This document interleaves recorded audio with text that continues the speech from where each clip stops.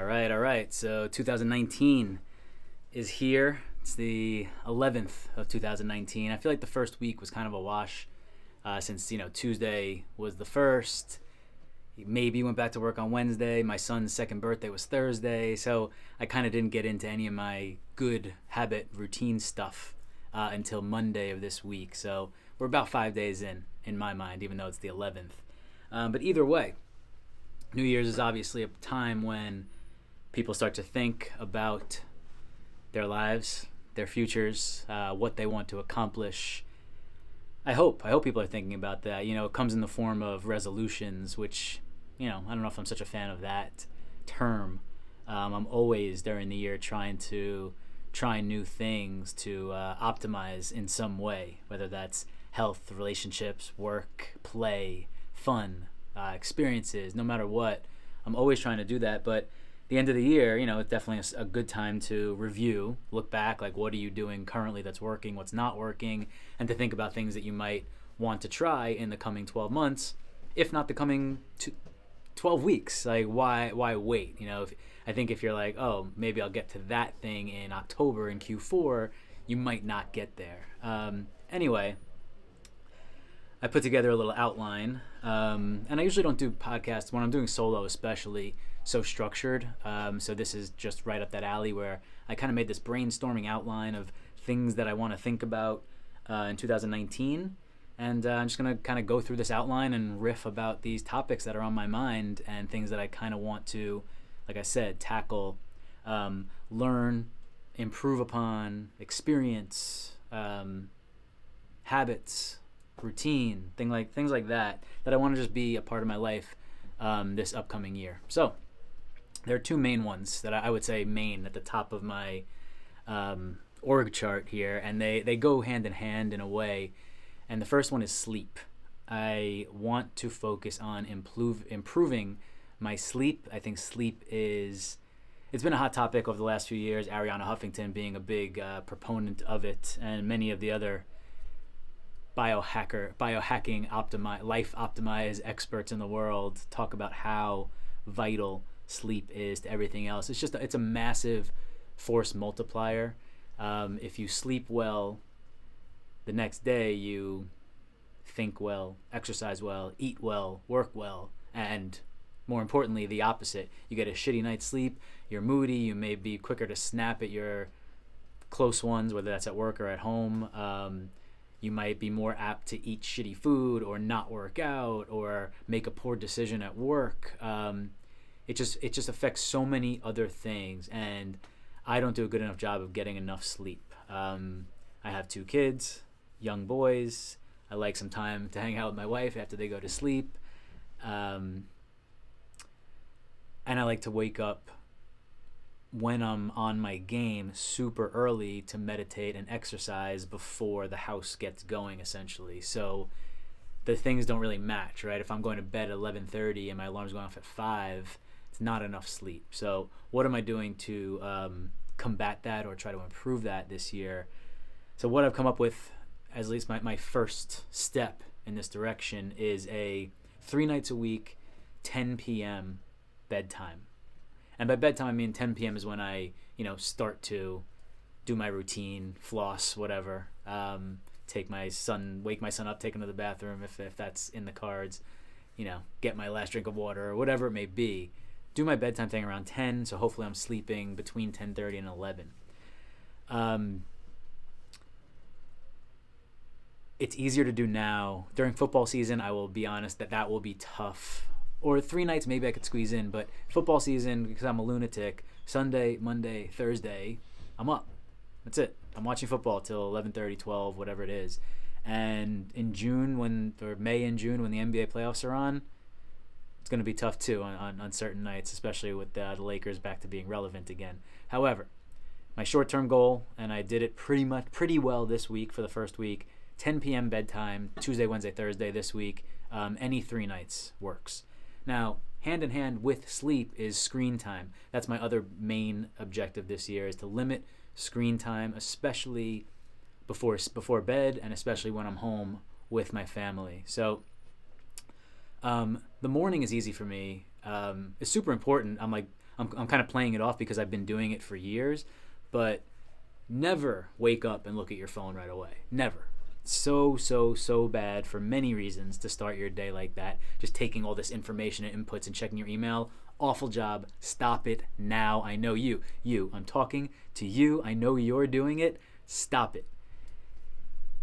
I don't look at my phone in the morning. Well, I look at it to check my sleep score. I have like this Aura ring on my finger right here. See that finger right there? That one? Which monitors my sleep and my resting heart rate. And I also have an app called Sleep Cycle, which does a similar thing.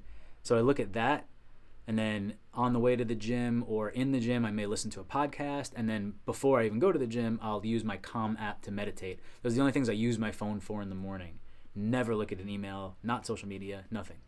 But more importantly, the times that I'm really trying to focus on. So my new habit now is get home from work at 6 o'clock, phone, I shut it off completely. It goes power off. I then cook dinner, eat dinner with my family, bath for the boys, read books, the whole bedtime routine, bedtime routine, which is 6 to 8 p.m., phone is shut off. My phone goes back on once I leave my older son's room saying goodnight.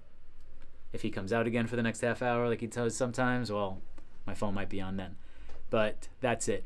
Now, in relation to sleep, my new rule is shut my phone off 1 hour before bedtime. So on those 3 nights, the last 3 nights actually, Tuesday, Wednesday, Thursday this week, when my bedtime was 10 o'clock, my phone went off at 9. Now, when I'm just turning it back on at 8, also computer counts for this too. It's any screens, right? So I don't have my screen or computer from 6 to 8, and then I have it from 8 to 9, and then I shut it for the night. It's tough. It's definitely tough, especially being in a client services business where people have stuff that they might be responding to or want responses for. But screens before bed are bad. It fucks with your sleep. It fucks with your ability to fall asleep. Your quickness to get into your deep sleep, which is which is the best kind of sleep for recovery, takes longer.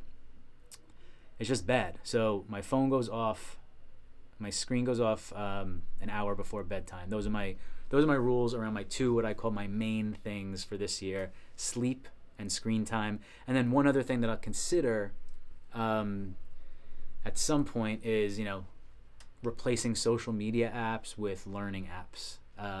I do need social media for some of my content stuff, but I'll deal with that when I figure out a real process, how I want to attack that. But that's something like when I'm just sitting around and I have a moment, instead of opening Instagram, open up Duolingo and learn some Spanish. The next category, health, wellness, and physical, right? So how am I going to become more healthy, more spiritual, more physically fit? Number one, the Wim Hof method. If you guys don't know Wim Hof, W-I-M-H-O-F, Google him now. Wim Hof Iceman. He's one of the more impressive people I've ever come across. I bought his 10-week course, and I still haven't done it. It's focused on breathing, stretching, and the biggest focus and most important is cold therapy, cold showers. And if you don't know about the benefits of cold therapy, it's good for circulation, weight loss, your immune system. It reduces stress, it reduces depression. It's great for recovery. It has incredible benefits. And his over 10 weeks, you start with, at the end of your shower, you go freezing for 30 seconds. And when I say freezing, I mean all the way cold. And then by, week 8, and again, I haven't done the course yet, so I don't know exactly how it works, but at some point, you're doing 5 days in a row of 10-minute long freezing cold showers. And the idea is you learn to breathe through it, and you let it not mess with you. And it's going to be extremely difficult, and I know that, but it's something I've wanted to do for a while. I think it has long-term benefits, and it's a 10-week program. There's no good time to start it, so I just need to start. It's January 11th. I haven't started yet, but one of these days you're going to see me on Instagram in a freezing cold shower, saying, what the fuck is wrong with me? Next. So I hate running. I don't own a bike, and I want to be a better swimmer, so I am signing up for a sprint triathlon to start. I'm looking at, my wife's going to do it with me actually, looking at the mid to end of June for a sprint. Now, I was talking to one of my friends who has done triathlons, a half Ironman before, and he said that a sprint is not too hard. Like at the end of the sprint, I'll be like, that was it, that's it. And like when I started looking into this and I looked up what a sprint triathlon was, I was like, you know, I don't like these three types of things necessarily, and like I said, I don't have a bike, but I feel like I could struggle through it like tomorrow even without training. That's not what I want to do. The whole point is to like get better at these things. But he suggested doing an Olympic, which is, so a sprint is half a mile swim, about a 12-mile bike, and 3-mile run. An Olympic is like a mile swim, a 30-mile bike, and a 6-mile run. So that's legit. I'm nervous about that one. That one I would need to train for. So my plan is to do the sprint in June, and after completing that, see how I feel, and then potentially do an Olympic in September. You know, give me another 2.5 months to train for the bigger one or something like that. And that, signing up for the triathlon, puts something major on my calendar, which is always good to do, whether it's a trip, an athletic event, a get party, something. Putting big events on your calendar is always good. This one, because it's physical, this will dictate my training from basically March to June. So a quarter of the year, I'll like know that I'll be forced to be in shape for this big event. And then one other thing I have to do is buy a bike. Exercise and diet. So right now I've been intermittent fasting for the last, 2 months. That's, just having a small window in the day to eat all your food. And I'm going to continue with that. I've done that so far this year, and I don't see myself stopping that soon. My workout routine right now is early morning sauna and then swim, and I'm happy with both of those things. The same way that the cold therapy has tons of benefits, sauna has tons of benefits too. So you can Google that stuff on your own time. But sauna, swim until the triathlon training starts, which will include obviously some swimming and running and biking, and I'll still try to get the sauna in because I really think that's super important. In addition to whatever I'm doing, swing the kettlebell 100 times on Mondays and Fridays. If you read the 4-Hour Body, Tim Ferriss's minimum effective dose, if somebody asked him, what's the least I could do to get into great shape in a short term, he would say for diet, slow carb diet, which again, you can look that up, and kettlebell Monday and Friday. That's it. And then there's this new toy workout thing that a couple of my friends have called the X3, which is expensive, and it's a muscle strength workout that you do for basically 10 minutes a day, 6 days a week, and that's it. And it gets you incredibly strong. My one friend who's been doing it for 6 months is killing it right now, and another friend who's done it for a month thinks he's 50% stronger than he was a month ago. Like that's how ill it is.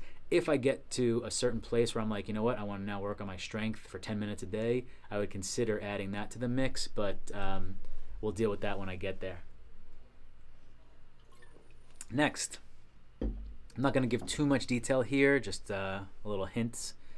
Fun side projects. I think it's always good. I'm always somebody who wants projects going on, ideas, things happening that you can, creative outlets. And I have a couple that are on the table here. One is called $5 dinners.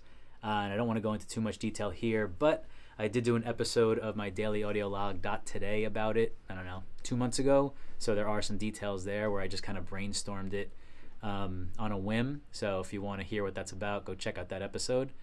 For that one, what needs to happen? I need to have my wife fully on board because it involves our home and hosting. My plan is to begin a beta of that in March. And then I have to figure out what the tech around it is. But that's one fun side project that I'm looking into. The other is this thing called the Boulevard of Linden, which is this brand that I have in mind. When I do a Spotify playlist each month, it's under the moniker the Boulevard of Linden. A couple of years ago when I was testing some Instagram stuff, and I created this account called the Boulevard of Linden that posted all about 1990s hip-hop, which yours truly is a expert in, obviously. So I have an idea to do more with the Boulevard of Linden and become, put more media out there around 90s hip hop. I kind of know what the pieces are. That one, it's just like a yes or no situation. And I don't know why I'm hesitating, to be honest, but that's on my list for another fun side project. And then this one is more abstract. It's just I have Alexa skills. Audio. It's like someone will build the Angry Birds of audio in the next 5-10 years. So I want to start thinking about what that could look like. And is there a business around that? Like, I've spoken with developers who build Alexa apps, Alexa skills. And I know that brands and people are going to become more intrigued with, I can be on Alexa. You could say, Alexa, talk about my brand or my niche or whatever, and I can make that happen and converse with my potential customer or entertain my customer or even sell to my customer through their home, talking to the walls. Yes, that's happening and everyone's going to be into that. So maybe I can be, a conduit or a connector to a developer, but not much action there yet. That's more of a fun side project that might have some weight that I haven't thought about yet. Obviously, these are not all starting tomorrow because there's a lot of stuff here, so I need to figure out what's going on and plan accordingly. Next is content. So chrisheller.me is my website. I launched a new version of it today. Launch is a weird word because I haven't told anyone about it until this moment. It went up today, and the only people who have seen it is basically my wife and the developer. So if you want to check it out, go to chrisheller.me and see the new site. So my content right now, I have 3 podcasts. My daily audio log called Dot Today, my Past the 40, which is an interview series with 40-year-olds, and Talkin' Ish, which is my, things I like, personal narratives, and guests, that I think are doing cool and exciting shit that I want to talk to. I have a monthly newsletter called The Dot. I have a monthly playlist, like I mentioned before, on Spotify under the Boulevard of Linden. And then I have videos all housed on YouTube. So I did a pretty good job in 2018 of putting out content, right? I was pretty consistent. The daily audio log I've done every day since January 1st of 2018. And my goal in 2019 is more focused on distribution, right? So I'm putting out the content. Now I want to focus on how do I get more people to see all this content or hear all this content.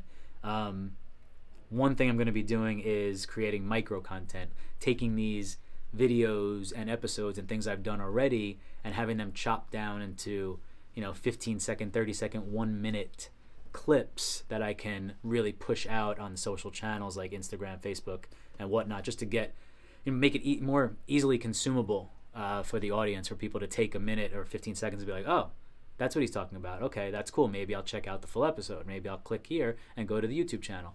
I think that's a good way to just get it in front of more eyes. So distribution is a big focus. And then on the back end, just consistency and being organized with my schedule and calendar and guests. There are a bunch of moving parts and a lot of things that I want to do that involve other people and having guests on and interviewing.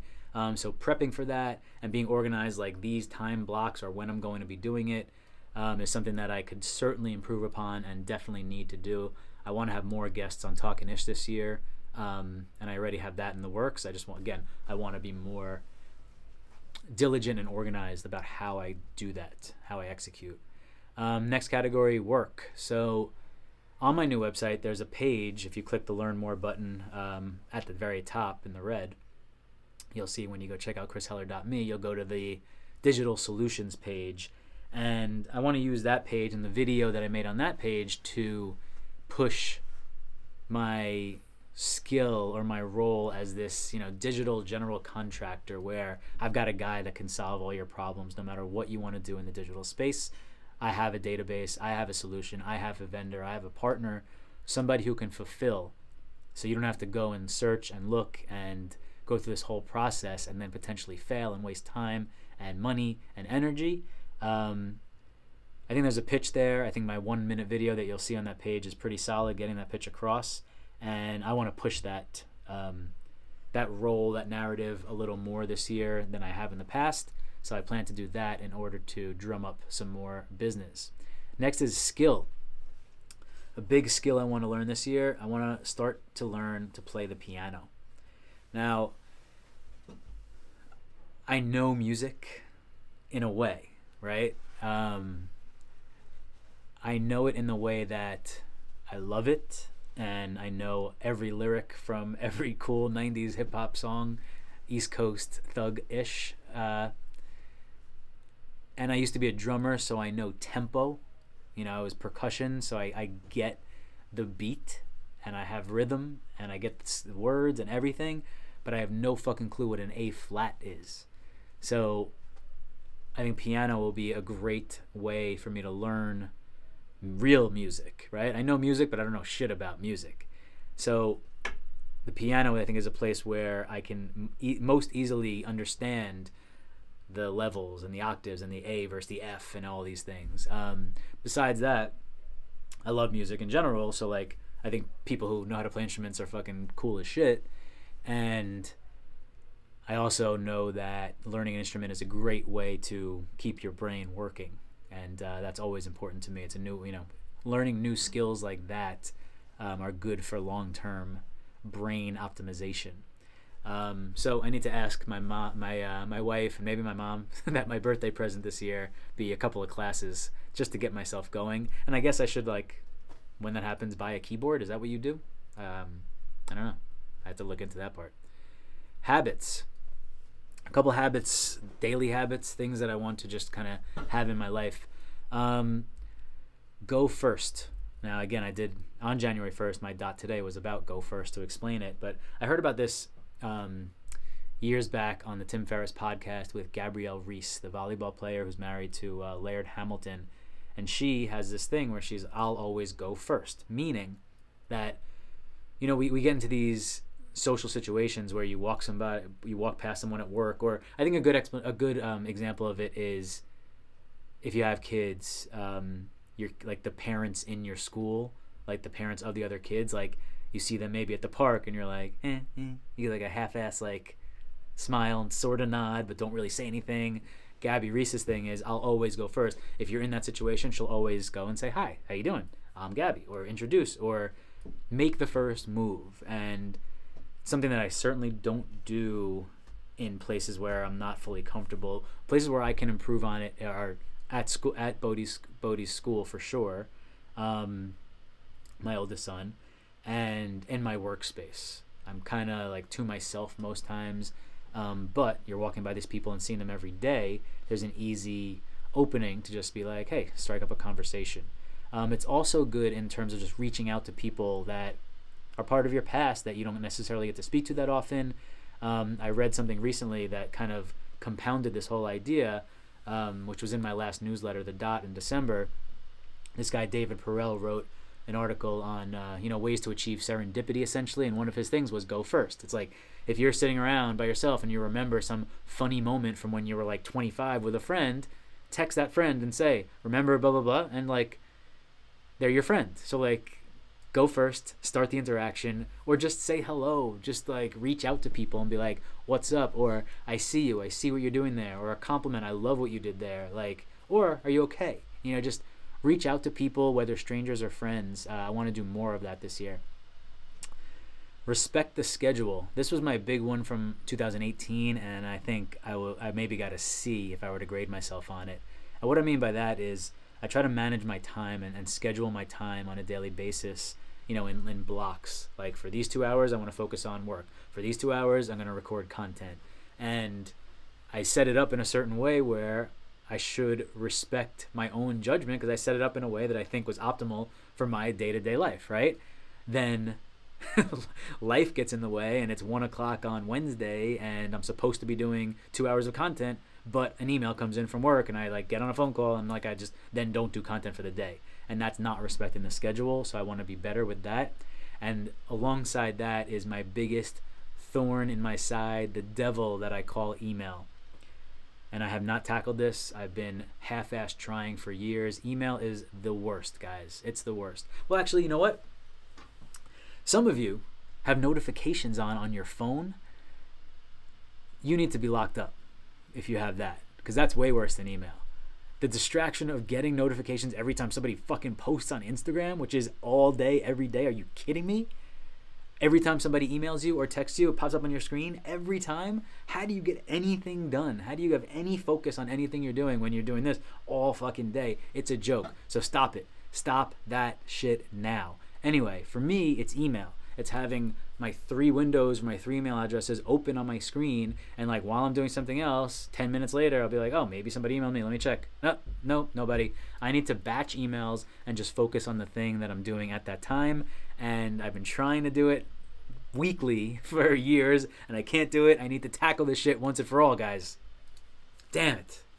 And then a habit that I love when I do, and I don't do it consistent enough. I've been doing it again now. I've picked it up again. It goes in waves, but for me, the index card. And I've spoken about this on Dot Today also, and probably some other places. Every night before I go to bed, I write down one thing that I want to accomplish the next day. One and only one. And then the next day, at some point in the morning, I look at my index card and say, oh, this is my one thing. Let's do that. And it really makes it difficult to not have a successful day when you look back at the end of the day and said, oh, at the very least, I did my one thing that I thought was most important.